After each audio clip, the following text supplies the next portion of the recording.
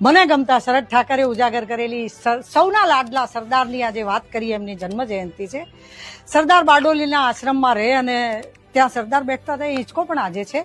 સરદાર બપોરે જલોદરની બીમારીના લીધે ઘડીક આરામ કરતા હોય ને એમના પૂરો ખાતા હોય, મણીબેન એમની ચોકી કરે. એ વખતે 12 લોટકા યુવાનો હોય એમની ઊંઘની બરાબર સૈનિકની જેમ રક્ષા કરતા હોય છે ને 2 ઘેલુભાઈ અને છેલભાઈ નાયક 2 શ્રેષ્ઠીઓ ત્યાં આવે છે અને એમને એમ કહે છે કે અમને સરદારે ટાઈમ આપ્યો છે, ઉઠાડો. અને છોકરાઓ ના પાડે છે ને એ અવાજથી સરદાર જાગી જાય છે. સરદાર શેઠને અંદર બોલાવે છે અને અંદર બધી વાત થાય છે. ત્યારે શેઠિયા ફરિયાદ કરે છે કે બહાર કેવા છોકરા ઉભા રાખ્યા છે, અમને ઓળખતાય નથી. એટલે સરદાર એકદમ સ્તબ્ધ થઈને શાંતિથી અડધું વાક્ય બોલે છે, ઓળખે એવું કંઈક કરો ને.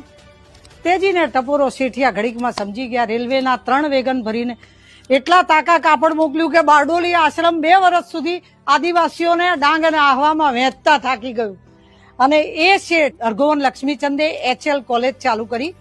એટલે કહેનારા સરદાર ખૂટે છે, નહીં તો શેઠિયા તો આજે છે. સરદારને ખાલી એક જ અભરખો હતો કે આઝાદી કેવી રીતે મળી એ નહીં ભણાવો તો ચાલશે, ગુલામ કેવી રીતે થયા ને એ ભણાવો ને તોય ખબર પડે કે એ ભૂલ ફરી ના કરીએ. જય સરદાર.